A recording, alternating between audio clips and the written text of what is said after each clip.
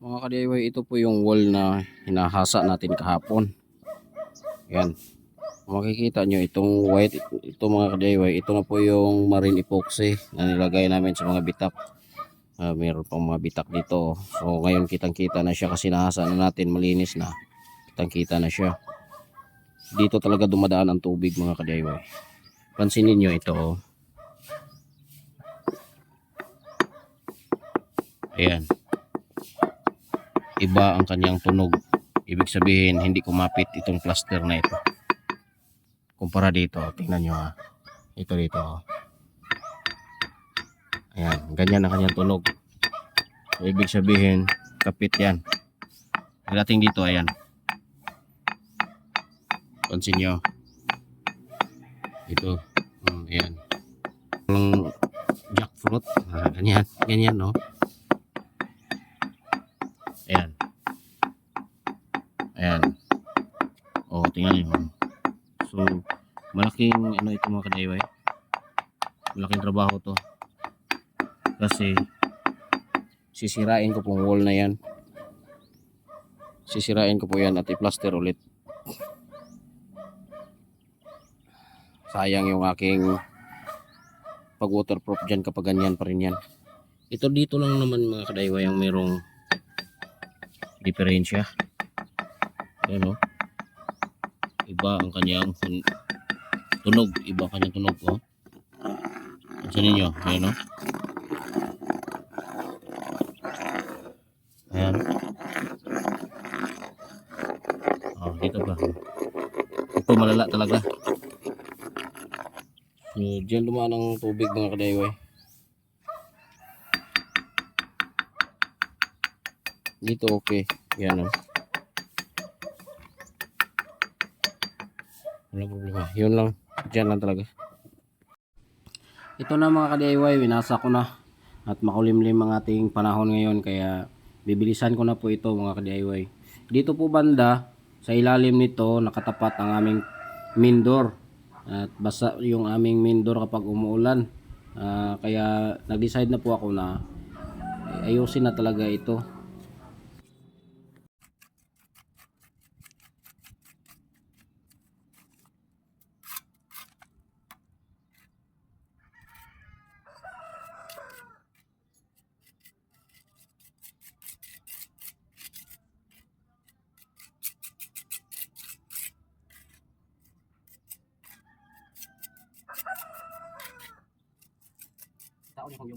Yeah.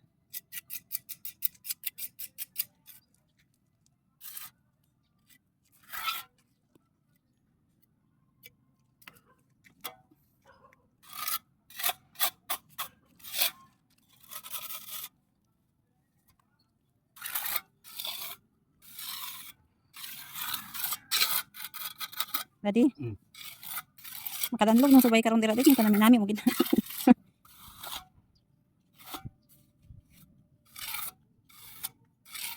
Di nakasaka ng subay dadi.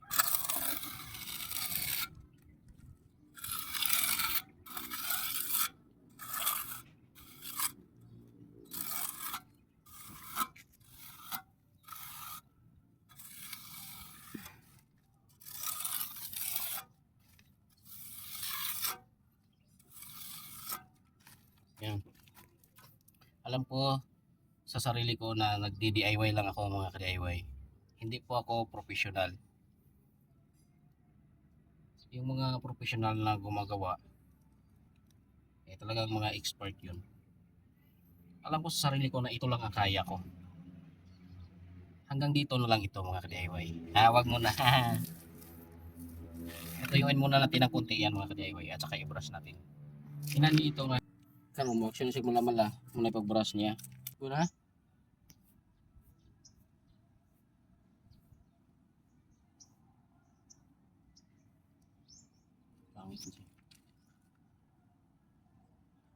Kay basa pa man na di.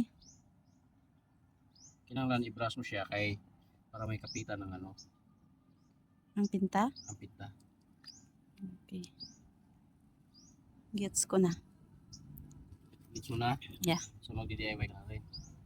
Hindi pa rin.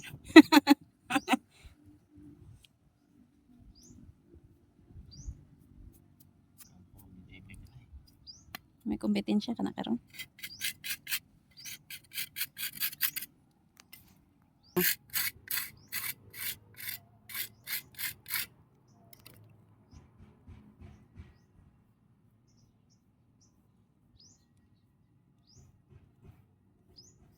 Wala na itong mga dugtungan.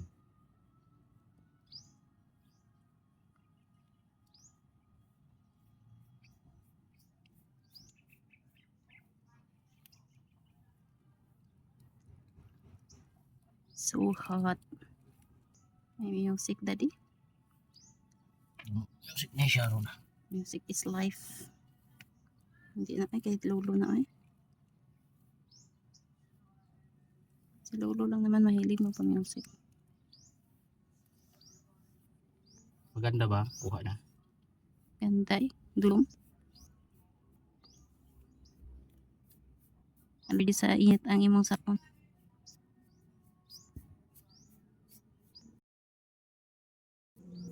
Diba? Lakas mga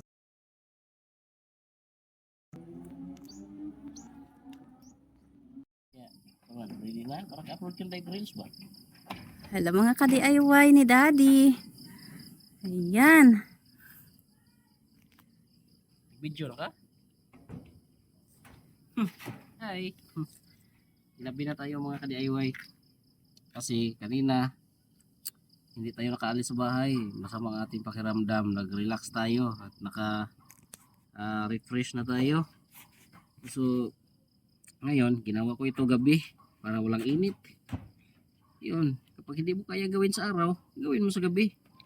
Anyway mga ka-DIY, ito kasi binaklas to namin eh. Itong mga ano na to, mga cupping na to kasi naglagay kami ng waterproofing. So, tiningnan ko ito. Pinang double check ko na. Kaya sa ngayon, ibalik na namin. Sinagad kasi namin ng waterproofing dito mga ka-DIY. Hanggang dito sa top. Ay, hindi kita. Kasi gabi na nga. Dito sa top. Itong top ipakita mo. Ayan, Hanggang dito sa top. hanggang dito. Oh. Ayan. Kita pala. Ayan. Naglagay kami na, ano gani daddy? Pinta, ano gani? Waterproofing. Waterproofing. Ayan. Pati ako na ano na. Naging Video to yung mga waterproofing na to. naging assistant na ako ni Daddy. Kahit gabi. Ayan ang aming gawa. 3 minutes video mo. Overtime kami ngayon. 3 minutes video mo. Malaki ang sahod ni Daddy sa akin kaya overtime kami. Gabi na nga. Madilim eh. 3 minutes video lang. Ayan, yan ang aming gawa today. Daming kalat. Dito pa sa kabila. Ayan.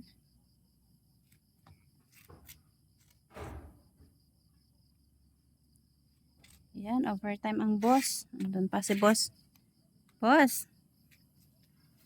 Okay ka lang dyan, boss?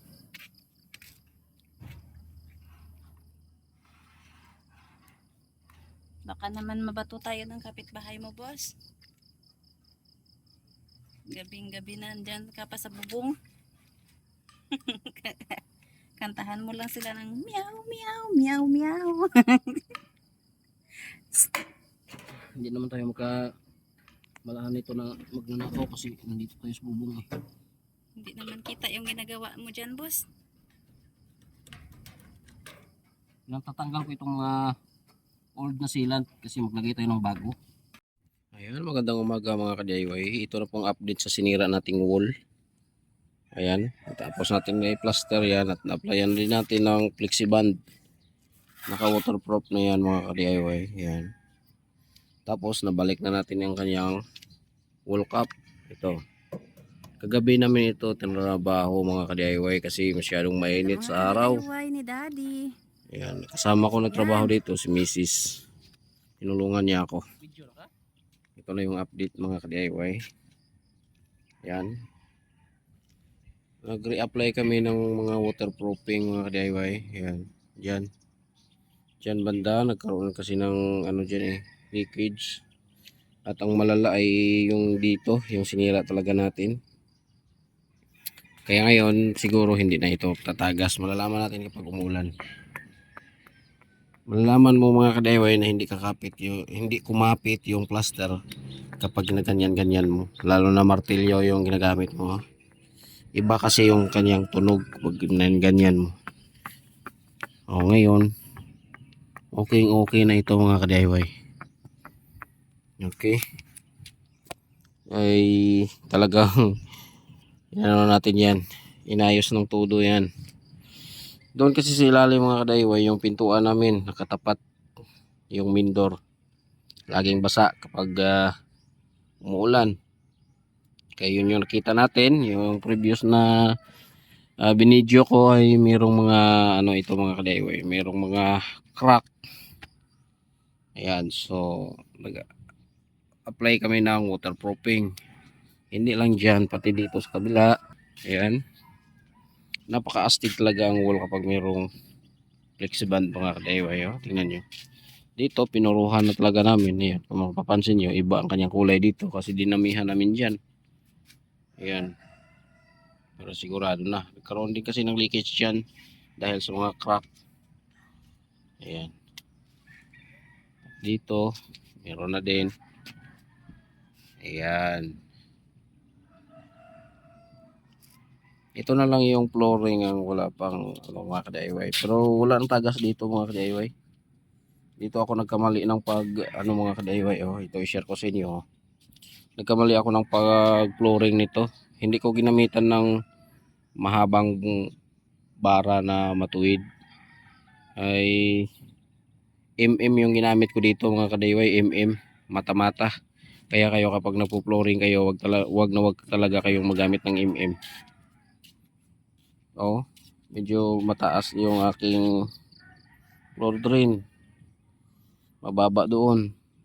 Kaya ganyan ang nangyari. Pero may solusyon tayo diyan mga ka-DIY. Lalagyan ko po ito ng capping, plastering. Hindi ko po ito i-tiles mga ka-DIY para just in case na magkaroon ng ano tubig dito sa baba ay madali lang siyang mag-evaporate dahil sobrang init dito sa taas eh. Kung lagyan natin yan ng tiles ay may tendency na hindi agad maano yung tubig o hindi mag-evaporate yung tubig kaya mabubulok yung ating sahig. So balak ko lang dito lagyan ko ng capping yan at lagyan natin ng pintura na rubberized paint. Yun lang balak ko dito mga ka-DIY. Balak ko sanang magkaroon ng hydroponics dito sa taas. Yan o. Ito yung ating bubong. Yan.